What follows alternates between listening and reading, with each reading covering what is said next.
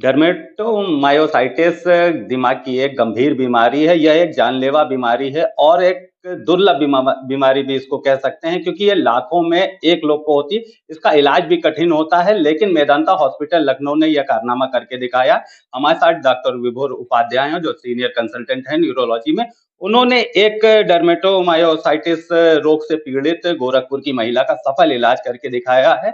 आइए इस पे बात करते हैं और जानते हैं कि ये किस तरह की बीमारी है और क्या इससे इफेक्ट होता है मानव के शरीर पे। सर, सबसे पहले तो इस बीमारी के विषय में बताइए, क्या होती है ये बीमारी और ये इतनी दुर्लभ क्यों कही जाती है?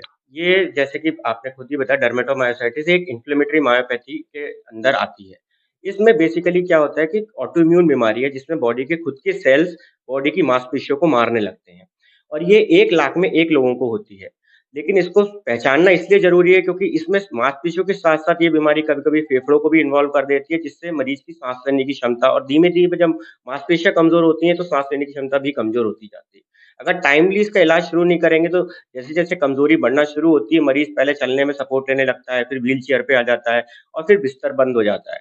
और उसके बाद साँस लेने की क्षमता के बाद वो अगर वेंटिलेटर की सुविधा उपलब्ध नहीं है, तो वो वेंटिलेटर की बिना रिक्वायरमेंट के उसकी डेथ भी हो सकती है। तो इसीलिए इसको अर्ली स्टेज में जानना है, जिससे कि इसका और ये सबसे अच्छी बात है कि इलाज के बाद पूर्णतः मरीज़ एक और नॉर्मल इंसान की तरह अपनी ज़िंदगी यापन कर सकता है। जी। सर, जैसे कि आपने बताया कि ये एक दुर्लभ बीमारी है, तो अभी आपने एक महिला का इलाज किया जो गोरखपुर से इस बीमारी से पीड़ित आपके पास आई थी। क्या स्थिति थी और किस तरह से उनका ट्रीटमेंट किया गया? ये एक 45 वर्षीय महिला थी जो हमारे पास पिछले 2 से ढाई महीने से इस बीमारी से ग्रसित थी और गोरखपुर में कई जगह इलाज करा रही थी, पर ये बीमारी पकड़ में ना आने की वजह से उनकी दिक्कतें बढ़ती जा रही थी। जब ये हमारे पास आई तो ये व्हीलचेयर से आई थी और घर पे भी ये बिस्तर पे ही रहती थी, इवन करवट भी नहीं बदल पाती थी, इतनी कमज़ोरी आ चुकी थी।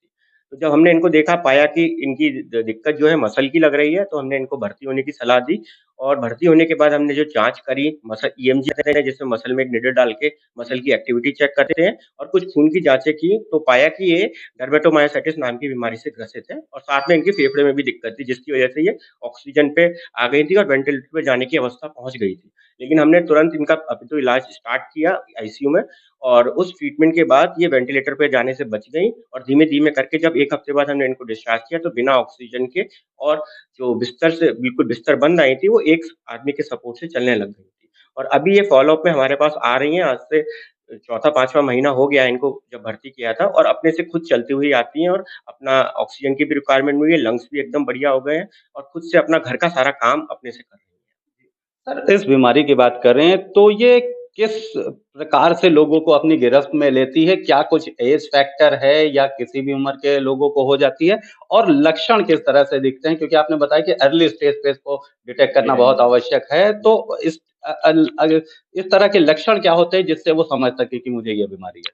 ये यूज़ुअली जैसे ऑटोइम्यून बीमारी है तो ती 20 से 50 साल की उम्र के बीच में ज़्यादा दिखती है, ऑल्दो इसमें कुछ बीमारियाँ हैं जो 60 के बाद भी होती हैं, लेकिन ज़्यादातर ये यंग एज या अधेड़ उम्र में ज़्यादा होती है।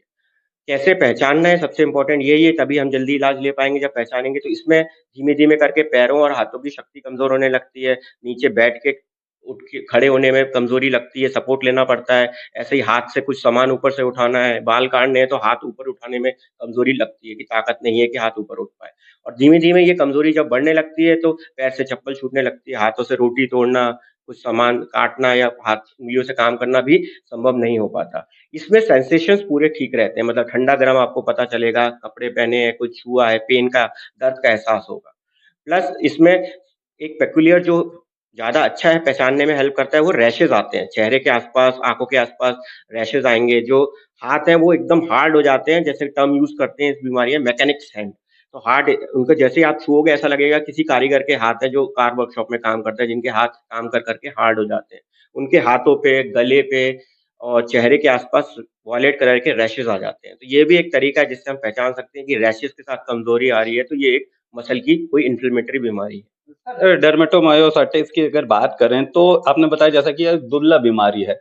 तो कितने पेशेंट अभी तक आपने इसको देखे और इस पेशेंट का जिसका पर्टिकुलर ट्रीटमेंट हुआ है, इसके अलावा कोई पेशेंट है आपके पास? और किस तरीके से पर्टिकुलर इसका इलाज आप लोग करते हैं मेदांता हॉस्पिटल लखनऊ में? इस तरह के पेशेंट जैसे मेदांता एपेक्स हॉस्पिटल है इस एरिया का, तो काफ़ी पेशेंट्स आते रहते हैं। अभी तक म मेरे पास कम से कम 5 से 6 पेशेंट्स हैं जो इस बीमारी के चल रहे हैं और सब बहुत बढ़िया काम कर रहे हैं। ये एक पेशेंट थी जो बहुत ही सिक अवस्था में आई थी और अच्छी हुई, तो बताने में अच्छा लगता है कि ये पेशेंट जो बिल्कुल मरने वाला था, वो अब सुचारू रूप से अपनी ज़िंदगी यापन कर रहा है। और इस बीमारी को वही पहचानने का लक्षण हमें सबसे इम्पोर्टेंट रखना चाहिए, क्योंकि जितनी जल्दी, क्योंकि बाकी जो मेरे पेशेंट्स हैं उनको हमें भर्ती भी नहीं करना पड़ा, ओपीडी बेसिस पे ही हमने आइडेंटिफ़ाई करके इलाज चालू किया और वो वहीं से ठीक हो गए। लेकिन जब लेट स्टेज में आते हैं तो फिर उनको बेटर ट्रीटमेंट देने के लिए हमें भर्ती भी करना पड़ता है। जी। सर एक और चीज़ आपसे जानना चाहेंगे कि एक दुर्लभ बीमारी है डर्मेटोमायोसाइटिस, तो इस तरह की बीमारी से पीड़ित व्यक्ति अभी तक उत्तर भारत में उतना अच्छा इलाज नहीं पा पाते थे, तो क्या लगता है कि मेदांता हॉस्पिटल लखनऊ की ये कोशिश है या जिसमें उन्हें सफलता पाई, उत्तर भारत के लोगों को, खासकर लखनऊ, उत्तर प्रदेश के अन्य जनपदों के लोगों को कितना फ़ायदा होने वाला है?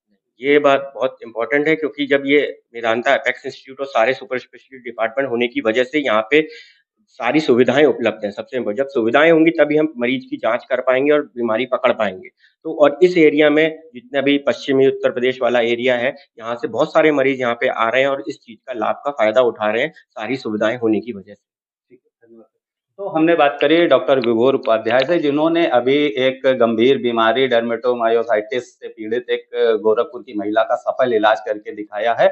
ये एक गंभीर बीमारी थी जो लाखों में से एक लोगों को होती है, तो इसका इलाज भी लखनऊ और आसपास के क्षेत्रों में पहले नहीं उपलब्ध था, लेकिन अब मेदांता हॉस्पिटल लखनऊ के डॉक्टरों की टीम ने पूरा इसका इलाज खोज लिया है और इस मरीज को पूरी तरह स्वस्थ भी कर दिया है। कुछ और मरीज भी पूरे उत्तर प्रदेश से यहाँ पर आ रहे हैं, लेकिन उनकी संख्या काफ़ी कम है, 4-5 मरीज और हैं, जो इस बीमारी से पीड़ित हैं, लगातार मेदांता हॉस्पिटल में अपना इलाज करा रहे हैं।